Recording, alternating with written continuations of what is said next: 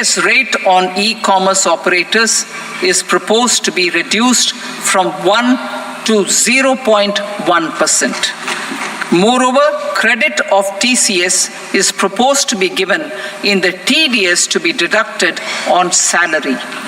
Further, I propose to decriminalize delay for payment of TDS up to the due date of filing statement for the same. I also plan to provide a standard operating procedure for TDS defaults and simplify and rationalize the compounding guidelines for such defaults. Simplification of reassessment. I propose to thoroughly simplify the provisions for reopening and reassessment. An assessment hereinafter can be reopened beyond 3 years from the end of the assessment year only if the escaped income is 50 lakh rupees or more, up to a maximum period of 5 years from the end of the assessment year. Even in such cases, a time limit of 6 years before the year of the search, as against the existing time limit of 10 years, is being proposed. This will reduce tax uncertainty and disputes. Simplification and rationalization of capital gains. Capital gains taxation is also proposed to be hugely simplified. Short-term gains on certain financial assets shall henceforth attract a tax rate of 20%, while that on all other financial assets and all non-financial assets shall continue to attract the applicable tax rate. Long-term gains on all financial and non-financial assets, on the other hand, will attract a tax rate of 12.5%. For the benefit of the lower and the middle income classes, I propose to increase the limit of exemption of capital gains on certain financial assets to 1.25 lakh rupees per year. Listed financial assets held for more than a year will be classified as long-term, while unlisted financial assets and all non-financial assets will have to be held for at least 2 years to be classified as long-term. Unlisted bonds and debentures, debt mutual funds, and market-linked debentures, irrespective of holding period, however, will attract tax on capital gains at applicable rates. Taxpayer services. All the major taxpayer services under GST and most services under customs and income tax have been digitalized. All remaining services of customs and income tax, including rectification and order giving effect to appellate orders, shall be digitalized and made paperless over the next 2 years. Litigation and appeals. While our concerted efforts to reduce pendency of appeals at various appellate fora are beginning to show good results, it will continue to engage our highest attention. To dispose of the backlog of first appeals, I plan to deploy more officers to hear and decide such appeals, especially those with large tax effect. For resolution of certain income tax disputes pending in appeal, I am also proposing Vivad Se Vishwas Scheme 2024. Further, I propose to increase monetary limits for filing appeals related to direct taxes, excise, and service tax in the tax tribunals, high courts, and Supreme Court to 60 lakh rupees, 2 crore rupees, and 5 crore respectively, with a view to reduce litigation and provide certainty in international taxation. We will expand the scope of safe harbor rules and make them more attractive. We will also streamline the transfer pricing assessment procedure. Employment and investment. I have a few proposals to promote investment and foster employment. First of all, to bolster the Indian startup ecosystem, boost the entrepreneurial spirit, and to support innovation, I propose to abolish the so-called angel tax for all classes of investors. Second, there is tremendous potential for cruise tourism in India. To give a fillip to this employment-generating industry, I am proposing a simpler tax regime for foreign shipping companies operating domestic cruises in the country. Third, India is a world leader in the diamond cutting and polishing industry, which employs a large number of skilled workers. To further promote the development of this sector, we would provide for safe harbor rates for foreign mining companies selling raw diamonds in the country. Fourth, to attract foreign capital for our development needs, I propose to reduce the corporate tax rate on foreign companies from 40 to 35%. Deepening the tax base. I have a couple of proposals for deepening the tax base. First, security transaction tax on futures and options of securities is proposed to be increased to 0.02% and 0.1% respectively. Second, for reasons of equity, I propose to tax income received on buyback of shares in the hands of recipients. Other proposals. To improve social security benefits, deduction of expenditure by employers towards NPS is proposed to be increased from 10 to 14% of the employee's salary. Similarly, deduction of this expenditure up to 14% of salary from the income of employees in private sector, public sector banks and undertakings opting for the new tax regime is proposed to be provided. Indian professionals working in multinationals get ESOPs and invest in social security schemes and other movable assets abroad. Non-reporting of such small foreign assets has penal consequences under the Black Money Act. Such non-reporting of movable assets up to 20 lakh rupees is proposed to be depenalized.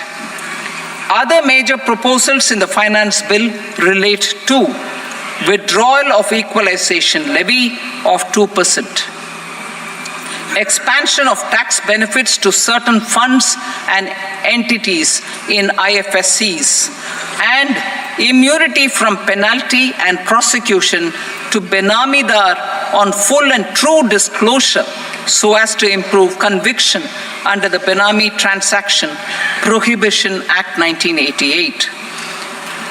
Personal income tax. Coming to personal income tax rates, I have two announcements to make for those opting for the new tax regime. First, the standard deduction for salaried employees is proposed to be increased from 50,000 to 75,000 rupees.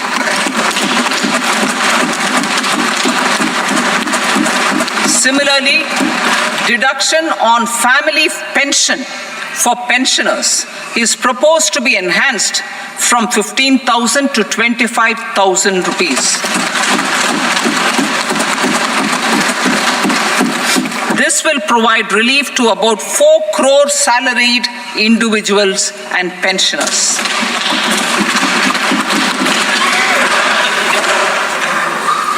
Second, in the new tax regime, the tax rate structure is proposed to be revised as follows.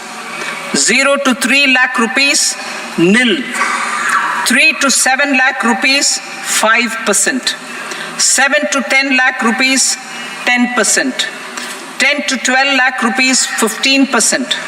12 to 15 lakh rupees, 20%. And above 15 lakh rupees, 30%. As a result of these changes, a salaried employee in the new tax regime stands to save up to 17,500 rupees in income tax.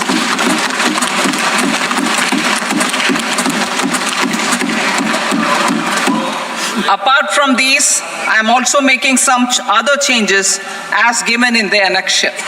As a result of these proposals, revenue of about 37,000 crore, that is 29,000 crore in direct taxes and 8,000 crore in indirect taxes will be foregone, while revenue of about 30,000 crore rupees will be additionally mobilized. Thus, the total revenue foregone is about 7,000 crores annually. Mr. Speaker, sir, with this, I commend the budget to this august House. Jai Hind.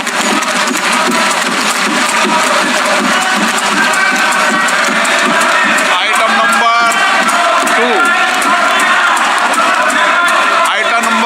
2.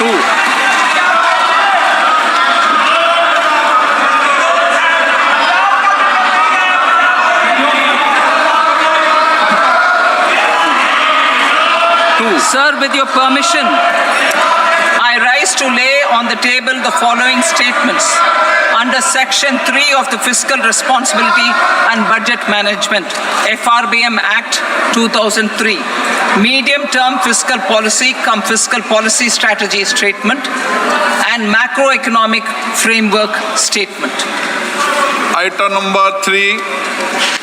Sir, with your permission, I rise to move for leave to introduce the Finance Number 2 Bill 2024. प्रश्न ये कि विधेयक को पुनर्स्थापित करने की अनुमति प्रदान की जाए। जो सदस्य इसके पक्ष में हाँ कहें, जो सदस्य विरोध में ना कहें। मेरे विचार में निर्णय हाँ वालों के पक्ष अनुमति प्रदान की जाती है। माननीय मंत्री जी, अब विधेयक पुनर्स्थापित करें। Sir, I introduce the bill.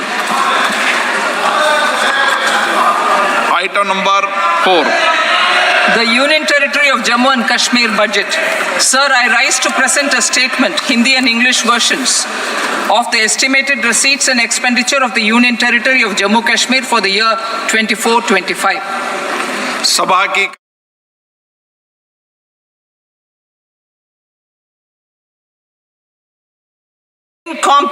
Jain temple complex is ancient.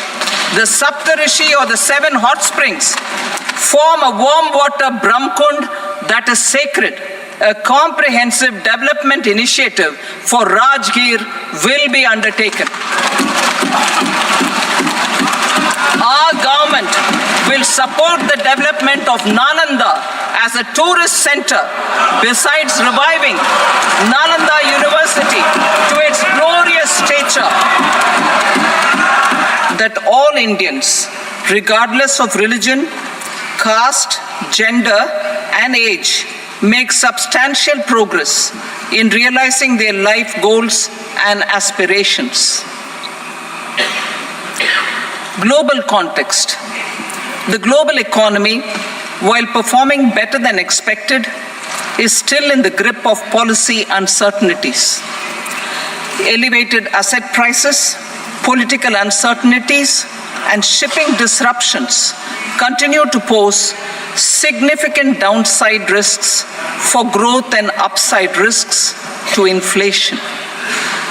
In this context, India's economic growth continues to be the shining exception and will remain so in the years ahead.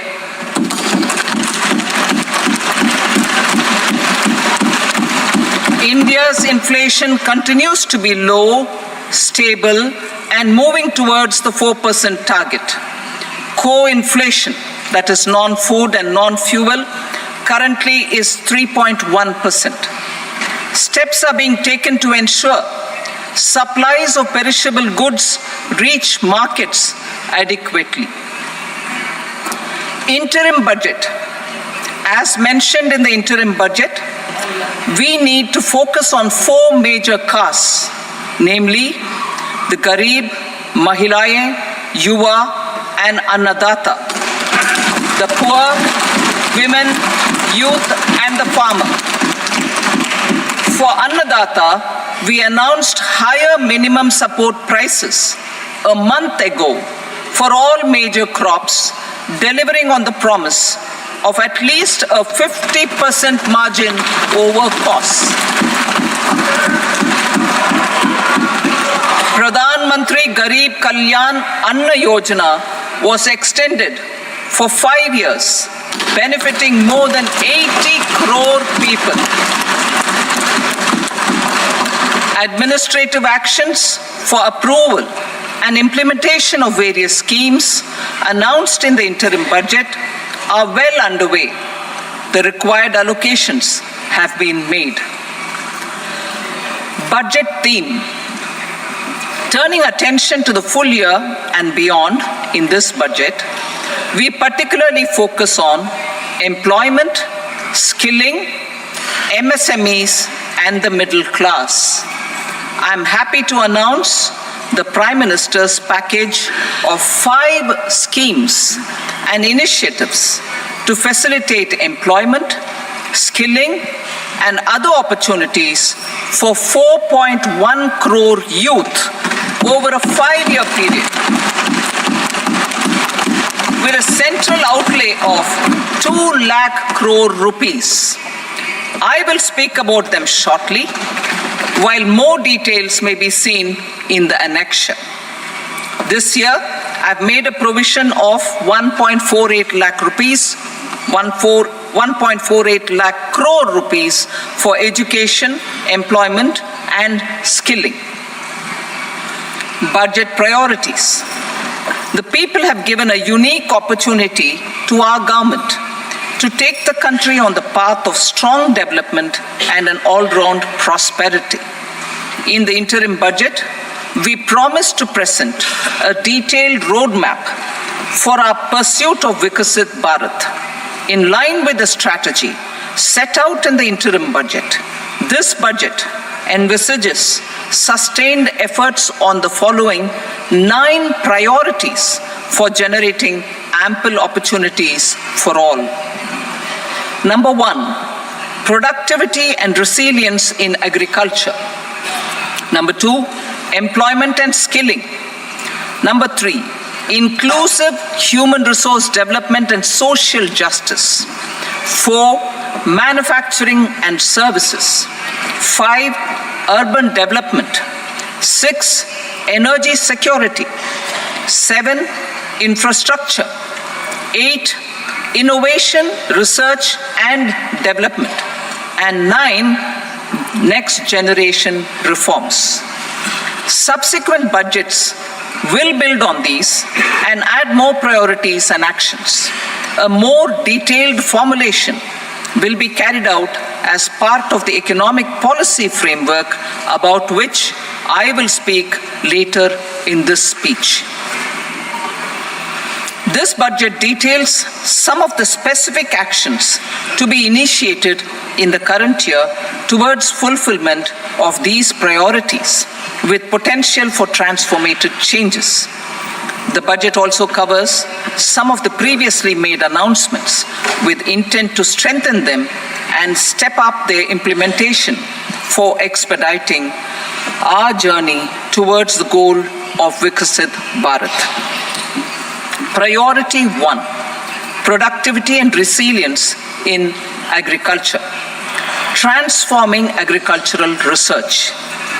Our government will undertake a comprehensive review of the agricultural research setup to bring the focus on raising productivity and developing climate-resilient varieties. Funding will be provided in challenge mode, including to the private sector. Domain experts, both from the government and outside, will oversee the conduct of such research. Release of new varieties. New 109 high-yielding and climate-resilient varieties of 32 field and horticultural crops will be released for cultivation by farmers. Natural farming. In the next 2 years, 1 crore farmers across the country will be initiated into natural farming, supported by certification and branding.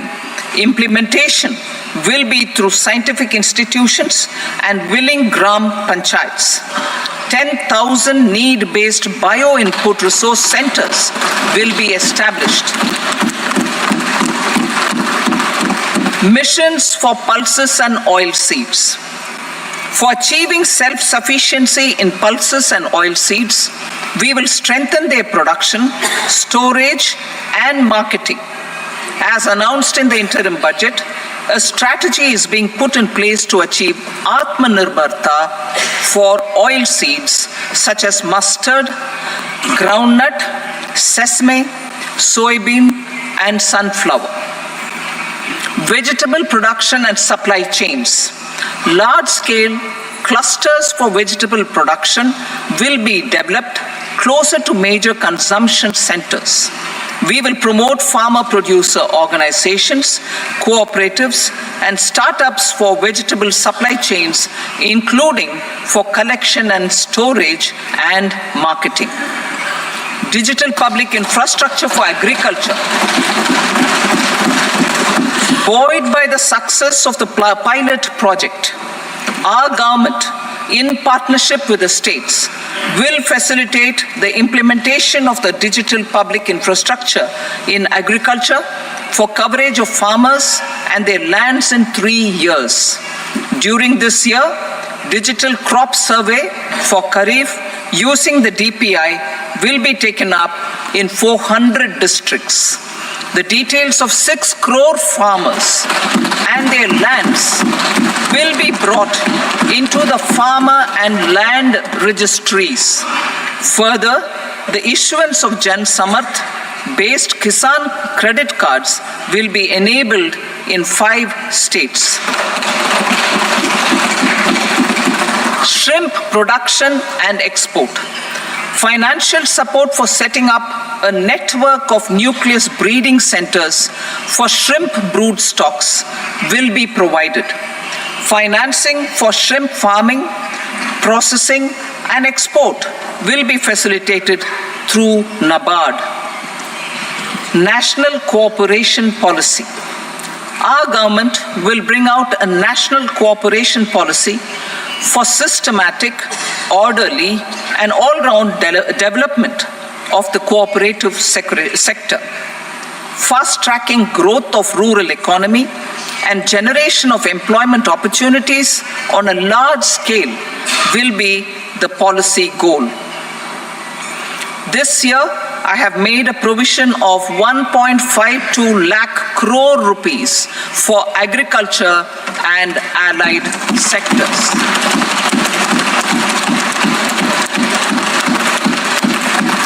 Priority 2, employment and skilling. Employment-linked incentive. Our government will implement following 3 schemes for employment-linked incentive as part of the Prime Minister's package. These will be based on enrollment in the EPFO and focus on recognition of first-time employees and support to employees and employers. Scheme A, first-timers. This scheme will provide 1 month wage to all persons newly entering the workforce in all formal sectors.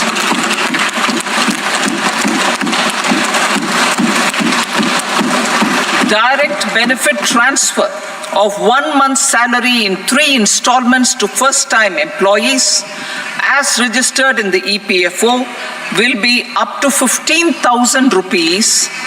The eligibility limit will be a salary of 1 lakh per month.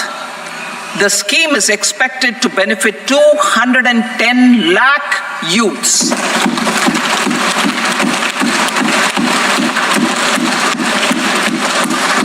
Scheme B, job creation in manufacturing. This scheme will incentivize additional employment in the manufacturing sector linked to the employment of first-time employees. An incentive will be provided at specified scale directly both to the employee and the employer with respect to their EPFO contribution in the first 4 years of employment.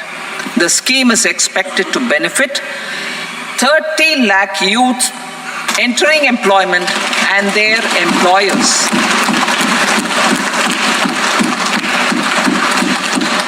Scheme C, support to employers.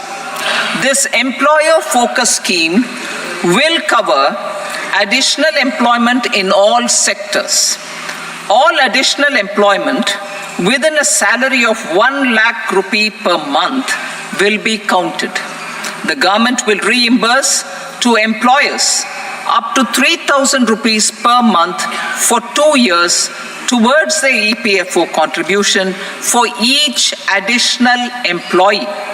The scheme is expected to incentivize additional employment of 50 lakh persons.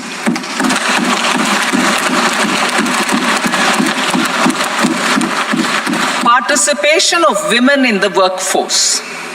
We will facilitate higher participation of women in the workforce through setting up of working women hostels in collaboration with industry and establishing creches. In addition, the partnership will seek to organize women-specific skilling programs and promotion of market access for women SHG enterprises.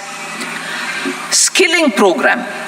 I'm happy to announce a new centrally sponsored scheme as the fourth scheme under the Prime Minister's package for skilling in collaboration with state governments and industry. 20 lakh youth will be skilled over a 5-year period.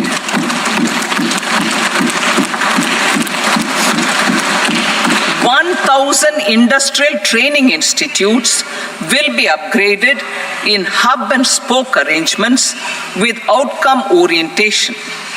Course content and design will be aligned to the skill needs of industry, and new courses will be introduced for emerging needs. Skilling loans. The model skill loan scheme will be revised to facilitate loans up to 7.5 lakh rupees with a guarantee from a government-promoted fund. This measure is expected to help 25,000 students every year.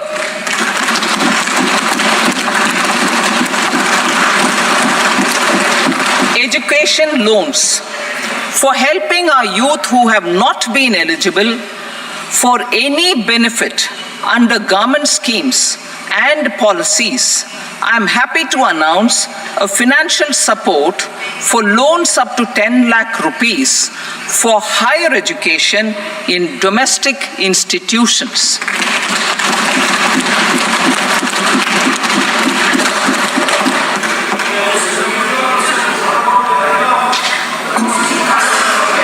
E-vouchers for this purpose. E-vouchers for this purpose will be given directly to 1 lakh students every year for annual interest subvention of 3% of the loan amount. Priority 3, inclusive human resource development and social justice. Saturation approach. Our government is committed to all-round, all-pervasive and all-inclusive development of people, particularly farmers, youth, women, and the poor. For achieving social justice comprehensively, the saturation approach of covering all eligible people through various programs, including those for education and health, will be adopted to empower them by improving their capabilities. Implementation of schemes meant for supporting economic activities by craftsmen, artisans, self-help groups, scheduled caste, scheduled tribe, and women entrepreneurs and street vendors such as the PM Vishwakarma, PM Swanidhi, National Livelihood Missions, and Stand Up India will be stepped up. Purvodaya. The states in the eastern part of the country are rich in endowments and have strong cultural traditions. We will formulate a plan, Purvodaya, for the all-round development of the eastern region of the country, covering Bihar, Jharkhand, West Bengal, Odisha, and Andhra Pradesh. This will cover human resource development, infrastructure, and generation of economic opportunities to make the region an engine to attain Vikasit Bharat. On the Amritsar-Kolkata Industrial Corridor, we will support development of an industrial node at Gaya. This corridor will catalyze industrial development of the eastern region. The industrial node at Gaya will also be a good model for developing our ancient centers of cultural importance into future centers of modern economy. This model shall showcase Vikas B, Virasat B in a growth trajectory. We will also support development of road connectivity projects, namely 1. Patna-Purnia Expressway, 2. Buxar-Bhagalpur Expressway, 3. Bodh Gaya, Rajgir, Vaishali and Darbhanga spurs, and 4. Additional 2-lane bridge over River Ganga at Buxar at a total cost of 26,000 crore rupees.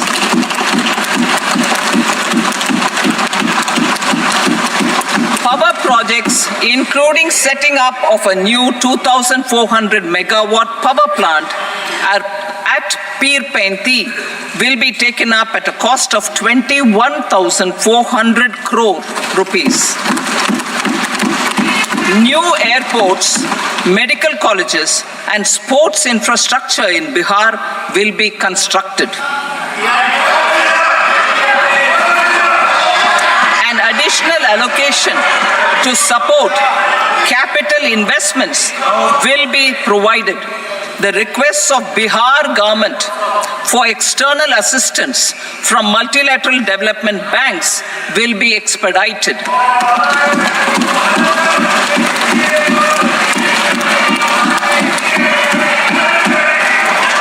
Andhra Pradesh Reorganization Act. Our government has made concerted efforts to fulfill the commitments in Andhra Pradesh Reorganization Act.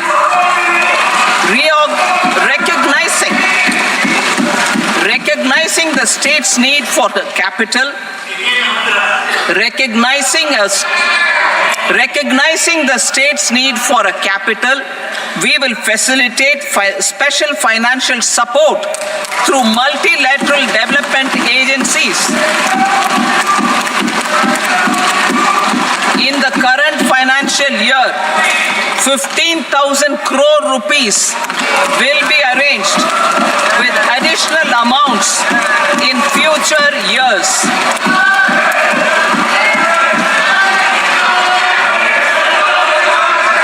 Our government is fully committed to financing and early completion of the Polavaram irrigation project, which is the lifeline for Andhra Pradesh and its farmers. This will facilitate our country's food security as well. Under the Andhra Pradesh Reorganization Act, for promoting industrial development, funds will be provided for essential infrastructure such as water, power, railways, and roads. In Kopparthi node on the Visakhapatnam-Chennai Industrial Corridor and Varavakal node on the Hyderabad-Bangalore Industrial Corridor. An additional allocation will be provided this year towards capital investment for economic growth. Grant Lands for backward regions of Rayalaseema, Prakasham, North Coastal Andhra, as stated in the Act, will be provided. PM Awas Yojana. 3 crore additional houses under the PM Awas Yojana in rural and urban areas in the country have been announced, for which the necessary allocations are being made. Women-led development. For promoting women-led development, the budget carries an allocation of more than 3 lakh crore for schemes benefiting women and girls. This signals our government's commitment for enhancing women's role in economic development. Pradhan Mantri Janjatiya Unnat Gram Abhiyan. For improving the socio-economic condition of tribal communities, we will launch the Pradhan Mantri Janjatiya Unnat Gram Abhiyan by adopting saturation coverage for tribal families in tribal majority villages and aspirational districts.